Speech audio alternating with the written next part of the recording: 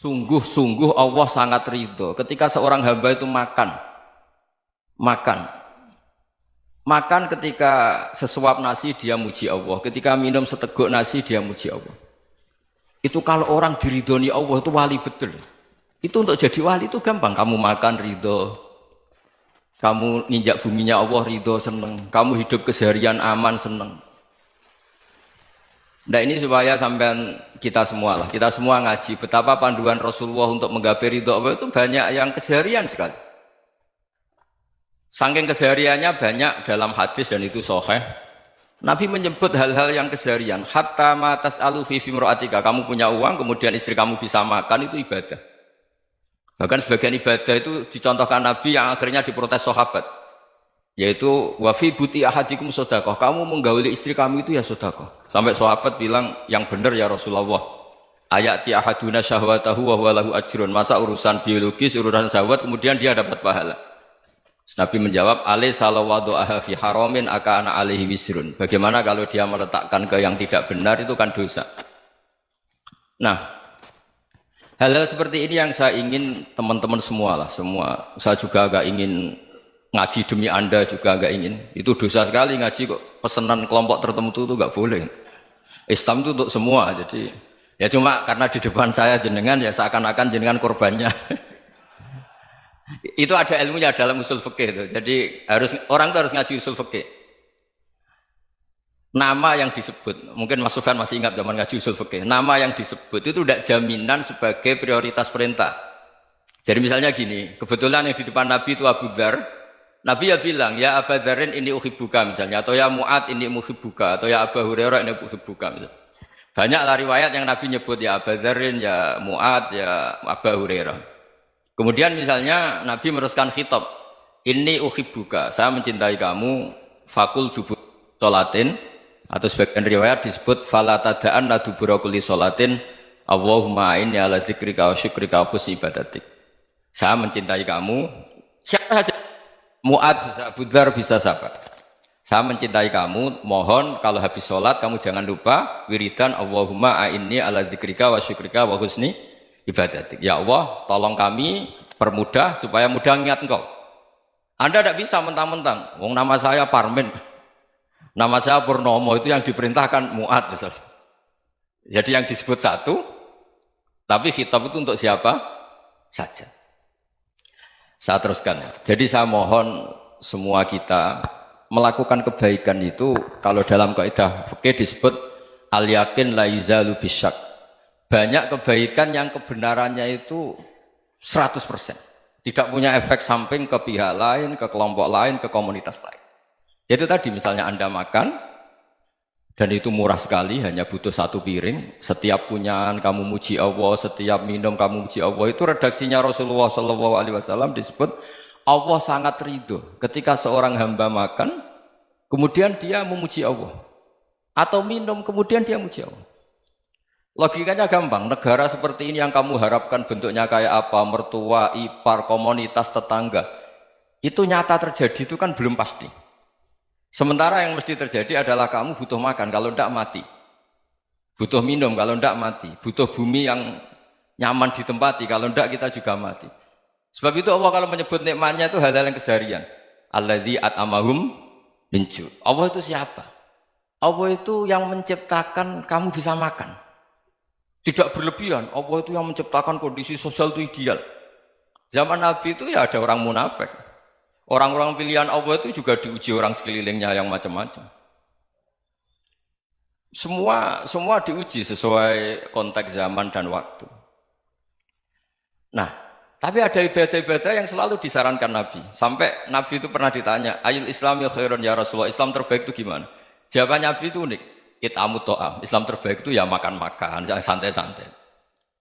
Ketika Allah menyebut beberapa kebaikan, falak tahamal aqobah wa ma adrokan Allah mal aqobah. Terusannya apa? Fakku raqobah. Terusannya apa? Au it'amun fi yaumin di masghubah. Ya itu acara makan-makan itu juga Islam. Kenapa? Ya bayangkan kalau tidak ada makanan kita mati kan? Kondisi sosial tidak ideal itu Anda masih gak apa-apa. Tapi kalau Anda tidak makan, Anda tidak minum, Kamu punya istri cerewet masih bisa hidup, punya mertua cerewet masih bisa hidup. Tapi kalau tidak makan bisa mati. Berarti penting mana istri sama makan? Penting mana? Makan. Semoga istri Anda dengar, nanti kamu disuruh makan tapi pulang deh. Itu kalau dibahasakan makan masih memahami. Penting mana nasi satu piring dengan istri. Nggak ada nasi mati, nggak ada istri belum mati. Penting mana? Gak berani jawab kan? Nah, ternyata Anda ada garang kan di depan istri. Jadi saya mohonlah, mungkin Mas Sufyan Sauri tadi yang bisa bantulah. Teman-teman tuh ngaji yang keseharian saja. Karena kita nyari ridha Allah itu berdasar firman Allah. Dan firman Allah itu menyebut keseharian tuh riang, gampang. Yaitu tadi misalnya wa min ayatihi manamukum bil laili wan nahar. Termasuk ayat-ayat Allah itu kamu tidur. Maka dulu itu ada guyonan, ada tokoh Mu'tazilah, kelompok dalam Islam yang berpikir manusia itu bisa menentukan ikhtiarnya sendiri. Karena saya bisa duduk, ingin berdiri, berdiri. Karena kelompok ini nggak terima kalau semua kehendak Allah, nanti bagaimana kalau semua kehendak Allah kok ada hisab ya, ada sanksi. Lucunya itu, dia akhirnya, ini cerita ya, mencintai seorang perempuan, cantik sekali. Dan itu dia menjadi ahli sunnah itu oleh hal-hal yang sepele. Karena istrinya cantik, ya namanya suami istri hubungan intim. Terus ditanya, Mas, masih ingin lagi? Masih. Silahkan diulang lagi. Wah ya tidak bisa.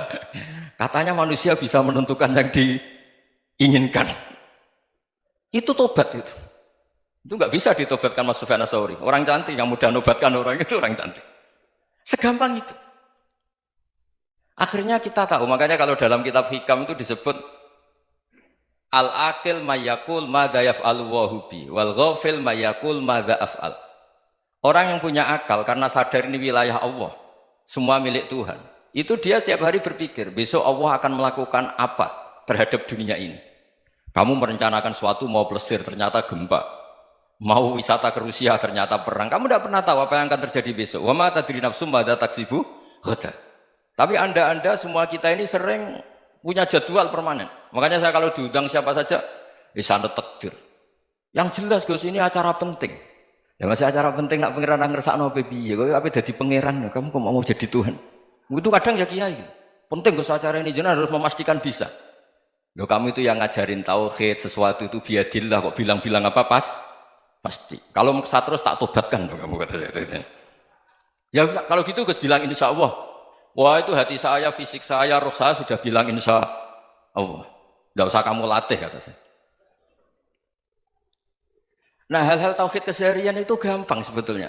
Wal ghafil yaqulu madza af'al. Tapi orang yang lupa Allah dia setiap hari bilang besok apa? Kita bisa melakukan apa? Seakan-akan dia itu aktor, dia penting, dia subjek permanen, dia. Padahal kita ini hanya objek kehendak Allah Subhanahu wa taala. Karena kita yakin sesuatu yang terjadi di alam raya ini kita tidak bisa apa-apa. Makanya saya sering ngaji, sering bilang saya, ketika Anda mensifati Allah, Dia yang menghidupkan. Sudah itu tanamkan sehingga ketika kita mati santai saja. Kenapa santai? Allah punya cara menghidupkan kita. Zaman kita hidup juga gak tahu caranya ngelola jantung, ngelola paru-paru. Kamu juga gak tahu ngelola oksigen yang tidak beracun, tidak mengandung polusi. Tahu-tahu hidup. Gak ingin tua ya tahu-tahu tua, gak ingin mati tahu-tahu mati. Selama ini kita hidup juga gak tahu apa-apa sebetulnya. Hanya gaya tok, punya jadwal, punya planning. Kalau kamu bisa menentukan pilihan Anda, pasti Anda istrinya cantik, 4 neriman semua, kona'ah semua. Nyatanya enggak kan? Ada 1 jelek, cerewet. Oh itu kan, nyatanya enggak bisa apa-apa Anda kan? Dan kamu bawa mati lagi. Itu kan, istri Anda juga gitu, punya keinginan, punya suami yang ganteng, yang jabat, yang neriman, yang enggak poligami. Ya enggak kesampaian juga. Kalau kita ngitung tingkat kegagalan kita itu gagal terus. Ya kan? Nah, terus ingat Allah, madza yaf'alu wa bi. Orang yang punya akal selalu berpikir Allah itu menghendaki apa terhadap saya. Lalu sama-sama orang melihat orang yang serius, itu kata Anda itu pemikir berat, serius, senang punya tokoh yang merengut karena kamu anggap serius. Tapi sebagian orang anggap orang yang serius itu wong merengut, wong masam, wong muka kok ditekuk.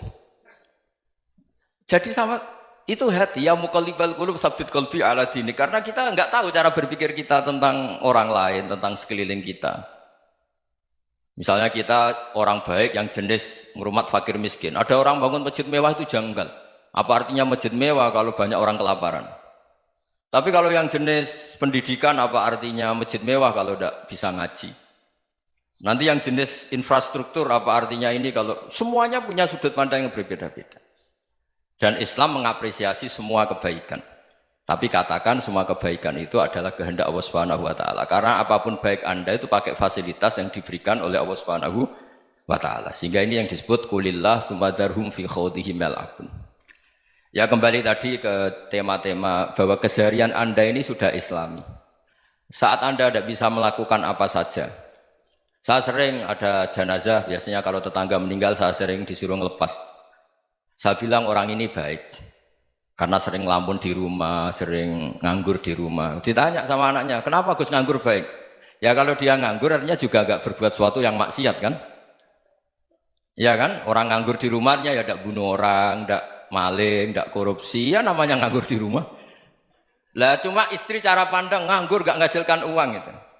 Tapi juga gak menghasilkan kriminal kan? Jadi sebenarnya Islam itu makanya kalau sampai ngaji usul fikih itu ada kitab usul fikih namanya Lubul Usul, itu terkenal sekali di pesantren itu. Itu kalau ngapresiasi keseharian itu luar biasa. Izma min mubahin illa wa yatahaqqaqu bihi tarku haramimma. Karena keseharian yang mubah saat Anda lakukan itu ada kehebatan yang luar biasa, yaitu meninggalkan haram. Makanya dulu banyak orang-orang alim ketemu temannya itu guyon sampai semalaman. Itu biasanya yang semangat Islam itu kiai kok tidak tahajud, kiai kok tidak witir. Orang yang sedang mapan uangnya banyak, malam itu tidak kelayaban itu sudah luar biasa. Melawan nafsu supaya tidak maksiat itu sudah luar biasa. Supaya lupa guyon sama temannya semalaman sampai subuh. Gejlok-gejlokan ngenang zaman miskin, zaman kuliah nggak jelas, zaman apa. Melihatnya jangan tarkut tahajud. Seperti ini meninggalkan tahajud, tapi meninggalkannya ini talkul muharramat. Jadi kayak apa hebatnya? Sehingga Imam Ghazali punya riwayat yang agak unik. Hatta takuna ibadatu akhiri hadil ummah iku an-naum. Sehingga suatu saat ibadah terbaik umat ini itu tidur. Itu kan riwayat kontroversi. Ketika Imam Ghazali tanya, kenapa iya? Kenapa kamu mulai keluar dari rumah itu sudah banyak maksiat? Melihat perempuan yang enggak mahram, melihat fenomena. Tapi kalau kamu tidur itu enggak melihat apa-apa. Tapi juga kamu jangan menganggap tidur itu ibadah betul. Saatnya melakukan fardu ain malah masih tidur. Tapi itu sudut pandang yang menjadikan kita Islam itu gampang. Jadi saat Anda tidak bisa aktivitas apa-apa, misalnya ada beberapa orang yang lumpuh. Lumpuh itu memang nggak bisa Jumatan, nggak bisa ibadah, tapi dia juga nggak bisa maksiat. Tidur itu memang Anda saat itu tidak bisa tahajud, tidak bisa witir, tapi saat itu ada zina, ada maling, tidak gosipkan orang, tidak bully orang, tidak menanamkan kebencian, tidak hasud. Sehingga tidur menurut Allah Ta'ala wa min ayatihi manamukum billaili apa? Wan-nahar. Karena di tidur itu selain ada unsur istirahat, jaga kestamina, juga ada unsur meninggalkan beberapa keburukan. Nah saya mohon ibadah yang keseharian ini kita jaga. Supaya kita semua baca ayat itu fasih. Fasih itu tertanam di hati. Allah itu siapa?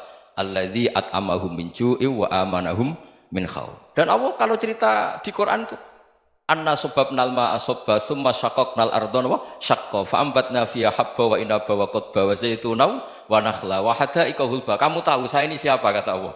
Saya ini adalah Tuhan yang menurunkan air, kemudian ada tanaman banyak. Habba wa inaba wa qadba, ada zaitun, ada tin, kalau orang Jawa mungkin ada tela, ada padi, ada mangga, ada pisang. Sudah. Wa inaba wa zaituna wa nakhla wa hada'iqa hulba. Ada perkebunan yang lebat. Tujuannya apa? Mata Allahkum, silahkan kamu pakai, kamu nikmati. Tapi karena kadang kita ini punya ide-ide besar. Tadi untuk syukur saja nunggu punya istri riman, rumah baik, tetangga baik, komunitas baik, semuanya baik baru syukur.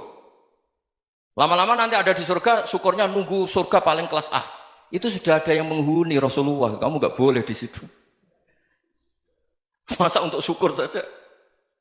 Repotnya Masya Allah. Jadi mohonlah Quran yang kalau Anda hafalkan juz sama itu kan ada ayat-ayat yang kayak tadi. Ya, fal yang dzuril insanu ila ta'ami. Coba lihat Apa yang kamu makan ya? Dari mana? Dan untuk mempertahankan hidup kamu keseharian. Jadi jangan kira ibadah itu harus membentuk komunitas yang versi Anda. Ibadah itu harus hal yang mulu-mulu. Kesehariannya Anda alami. Loh ini saya tidak bikin-bikin. Saya ngaji bukan karena berdasar pesanan. Itu ayat yang saya bacakan betul ada ayatnya kan. Fal yang dzuril insanu ila tu'ami anna sobabnal ma'a sobba thumma syaqaqnal ardo syaqqa fa ambasna fiha habba wa inaba wa qadba wa zaituna wa nakhla wa hada'iqa ghulba. Terusannya apa? Mata'al lakum, silakan kamu nikmati. Mata itu silakan kamu nikmati. Ya kayak sampean dikasih hidangan ya makan. Ya sudah makan, habis makan ya minum, habis itu ngantuk ya tidur. Ya sudah normal-normal saja. Kayak apa indahnya Islam? Tapi Anda mencari Islam yang gimana lagi? Nah itu yang diajarkan guru-guru kita, diajarkan sanad kita sampai Wali Songo, sampai Rasulullah SAW. Bahwa pada akhirnya ada jihad, ada perang. Itu dulu memang perang, bukan membunuh, beda. Dulu kita dijajah Belanda ya perang, dan itu normal karena kita dijajah. Jadi ketika orang lain ingin baik sama kita, wa in ahadum minal musyrikin astajaruka ya fa'jirhu hatta yasma'a kalam Allah. Kalau mereka ingin baik ya kita baik. Makanya ada istilah musta'man, mu'ahad. Kalau mereka ingin damai, berdampingan dengan kemajmukan ya itu yang lebih baik. Karena memang Islam menghormati proses perdamaian. Wa in janahu lis-salmi ya fajnah lah. Kalau ingin damai ya kita harus